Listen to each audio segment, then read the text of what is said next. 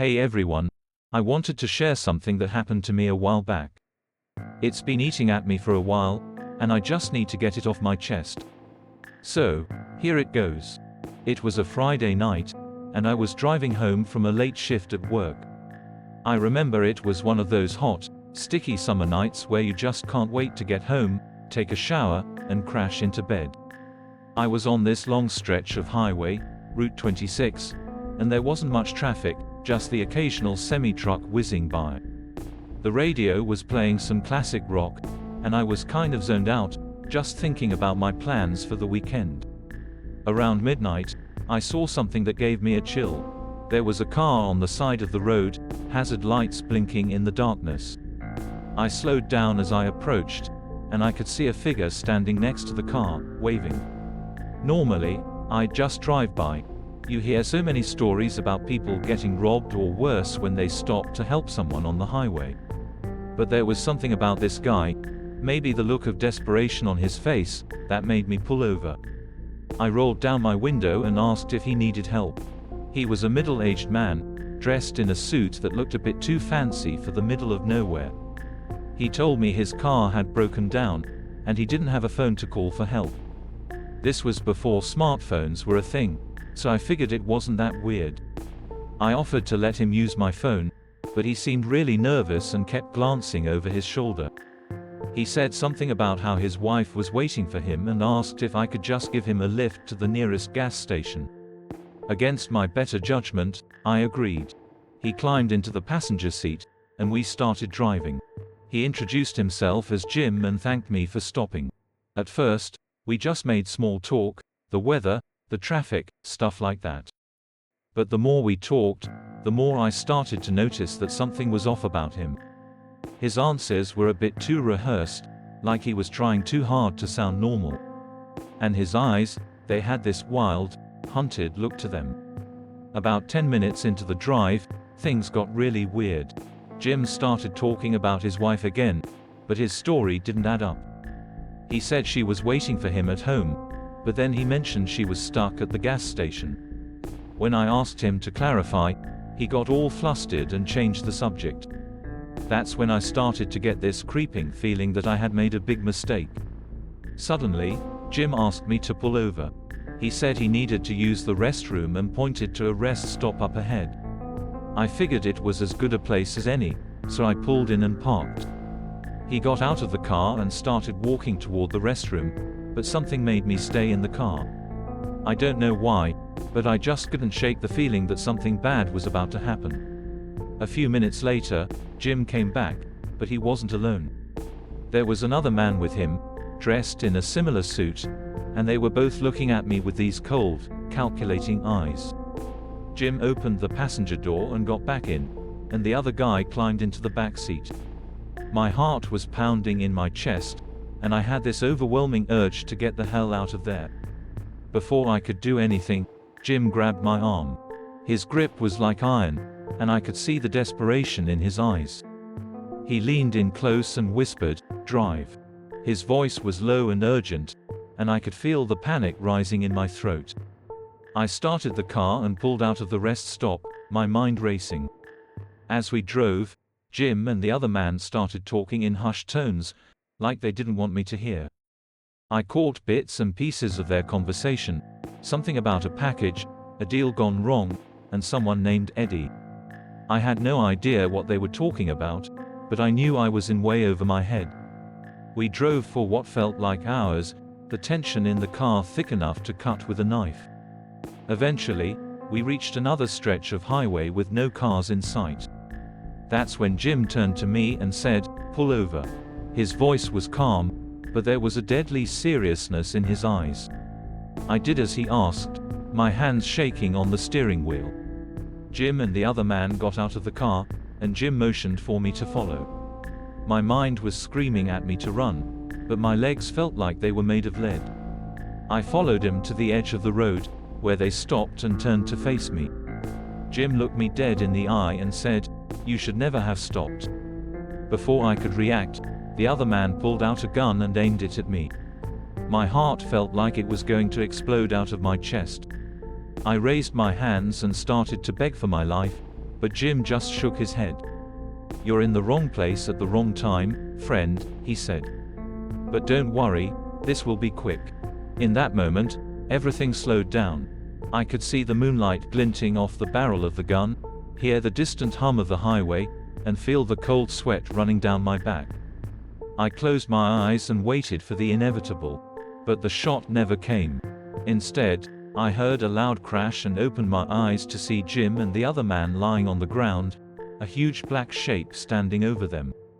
It was a bear, a massive, snarling bear.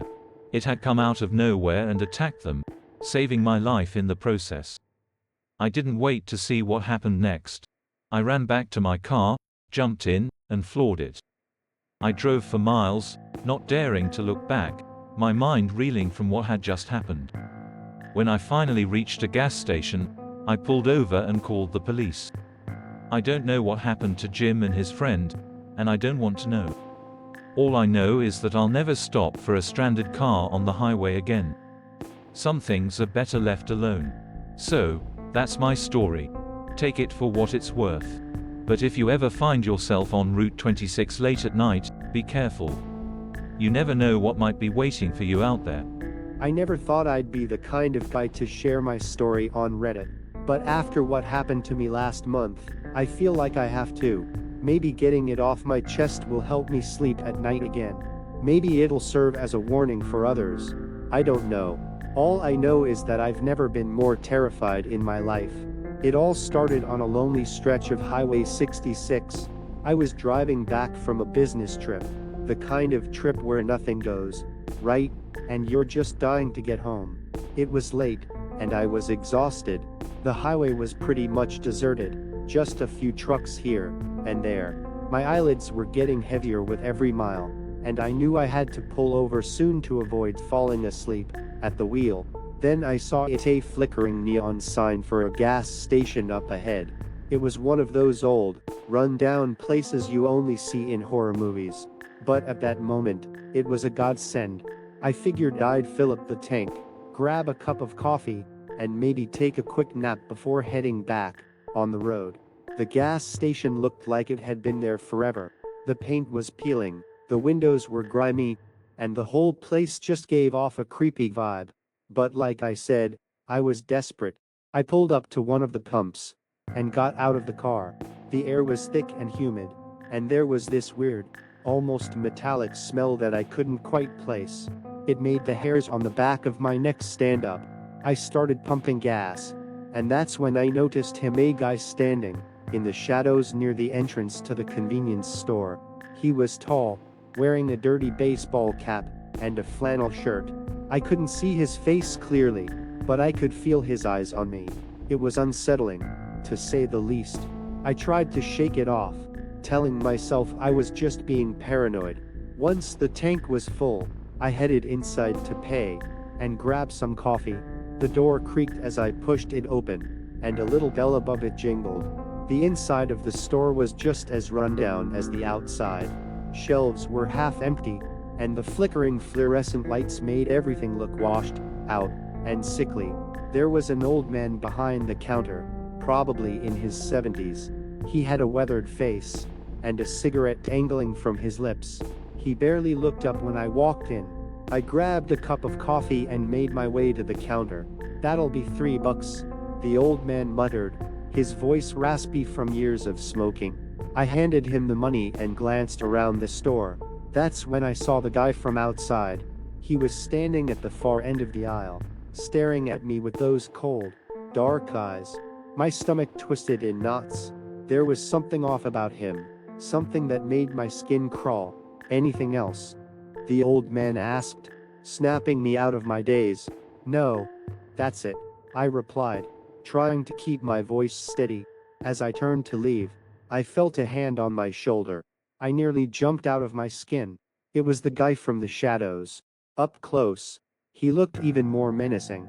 His eyes were like black holes, void of any emotion. "You shouldn't be here," he said in a low, gravelly voice. "It's not safe."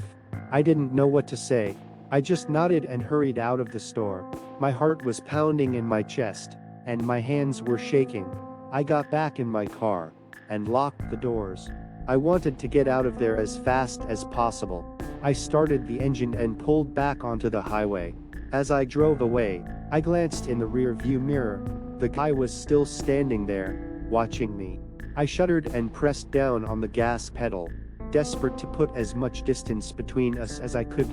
For a while, everything seemed normal. The highway stretched out before me, empty and quiet. But then, strange things started happening. The radio began to crackle with static, even though I'd had it turned off. The temperature inside the car dropped suddenly, making me shiver. And then there were the shadows, dark, shifting shapes that seemed to move just at the edge of my vision. I tried to tell myself it was just my imagination, that I was tired and seeing things. But deep down, I knew something was very wrong. I felt like I was being watched, followed. The feeling of dread grew stronger with every mile. Then, out of nowhere, my car started to sputter. The engine coughed and died, and I coasted to a stop on the side of the road. Panic set in. I was miles from anywhere, stranded on a deserted highway in the middle of the night. I got out of the car and popped the hood, even though I had no idea what I was looking for. The engine looked fine, but it wouldn't start. That's when I heard a tail low, rumbling growl coming from the darkness. I froze, my heart hammering in my chest. I turned around slowly, and my blood ran cold. Standing there, just a few feet away, was the guy from the gas station. But he wasn't alone. Behind him were more figures, shadowy and indistinct, their eyes glowing in the darkness. "What do you want?" I shouted, my voice trembling. The guy stepped forward, a sinister smile spreading across his face. "We warned you," he said. "You shouldn't have come here." Before I could react, they were on me. Cold, clammy hands grabbed me, pulling me into the darkness. I fought and screamed, but it was no use. The last thing I remember is the guy's cold, dark eyes staring into mine, and his voice whispering, "Welcome to the nightmare." When I woke up, I was lying on the side of the road, my car still there but with no sign of the figures. The sun was just starting to rise, casting an eerie glow over everything. I got up, my body aching, and stumbled to the car. The engine started on the first try, and I drove home in a daze. I've tried to make sense of what happened that night, but I can't. All I know is that I'll never drive on Highway 66 again, and I'll never stop at a deserted gas station. There are things out there, things we can't explain, things that lurk in the shadows, waiting for the right moment to strike. So, if you ever find yourself on a lonely stretch of highway late at night, be careful. You never know what might be waiting for you in the darkness. It was a stormy night, the kind where the rain pounds relentlessly against your windshield and the wipers can barely keep up. I had been driving for hours, my eyes straining to see the road through the torrential downpour. The highway stretched on in an endless, dark ribbon, and I was desperate for a break. I spotted a dimly lit sign that read Highway Haven Hotel and decided it was as good a place as any to stop for the night. The hotel looked like it had seen better days. The paint was peeling, and the neon sign flickered erratically, but it was shelter, and I was too tired to be picky. Pulled into the nearly empty parking lot and grabbed my overnight bag from the passenger seat. The air was heavy with the scent of rain and something else I couldn't quite place. The lobby was small and dingy, with faded floral wallpaper and a musty smell that made my nose twitch. The receptionist, an older man with thinning hair and tired eyes, barely looked up from his book as I approached the desk. "Room for the night?" I asked, trying to sound cheerful despite my exhaustion. He nodded and handed me a key without a word. He was old-fashioned, heavy brass with an ornate design. "Room 217. I thanked him and made my way down the dimly lit hallway. Carpet was worn, and my footsteps seemed to echo unnaturally in the silence. Room 217 was at the end of the hall. I unlocked the door and stepped inside. Flicking on the light switch, the room was basic. Just a bed, a small table, and a chair. A single window looked out onto the parking lot, where the rain continued to pour. I locked the door behind me dropped my bag on the bed, and headed to the bathroom to splash some water on my face. As I stared at my reflection in the cracked mirror, I couldn't shake the feeling that something was off. Maybe it was just the eerie atmosphere of the hotel, but I felt a chill run down my spine. I shook it off, blaming my nerves on the long drive and the storm. I changed into my pajamas and climbed into bed, hoping for a good night's sleep. I must have dozed off because the next thing I knew, I was jolted awake by a loud bang. My heart raced as I sat up, listening intently. The room was dark, and the only sound was the rain pelting against the window. I tried to convince myself it was just the wind, but a part of me knew better. There it was again, a distinct thud, like something heavy being dropped on the floor above me. I glanced at the clock. It was just past midnight. I debated whether to investigate or just ignore it, but curiosity got the better of me. I grabbed my phone for a light and cautiously opened the door. The hallway was deserted, the only sound the faint hum of the fluorescent lights. I made my way to the staircase at the end of the hall and climbed to the second floor. The thudding noise grew louder as I approached room 317 directly above mine. My hand shook as I knocked on the door. "Hello," I called out, but there was no answer. I waited for a moment, then tried the door handle. It was unlocked. I hesitated, then pushed the door open and stepped inside. The room was identical to mine but appeared unoccupied. The bed was neatly made, and there were no signs of luggage or personal items. I felt a strange sense of deja vu, like I had been here before. Suddenly, the door slammed shut behind me,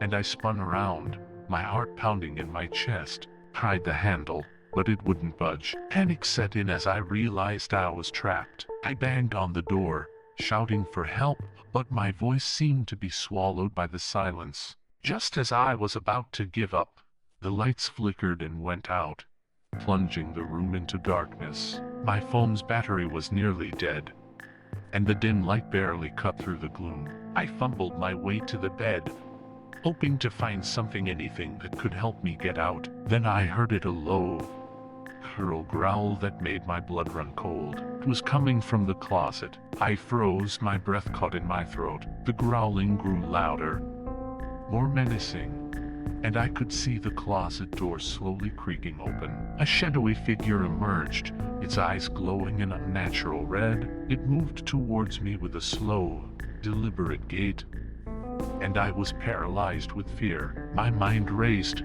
trying to make sense of what I was seeing. Was this some kind of nightmare? Had to be. The figure reached out, and I felt a cold, my hand gripped my arm. I tried to scream, but no sound came out. My vision blurred, and I felt myself being pulled towards the closet. The last thing I remember was the feeling of absolute terror as darkness enveloped me. I woke up in my car, parked on the side of the highway. The rain had stopped, and the first light of dawn was breaking through the clouds. My heart was still racing, and I felt disoriented, like I had just woken from a bad dream. But the pain in my arm where the figure had grabbed me was real, a deep bruise forming. I glanced around, expecting to see the Highway Haven Hotel, but there was nothing, just an empty stretch of road. I checked my phone, and it was dead. I started the car and drove, my mind reeling from the experience.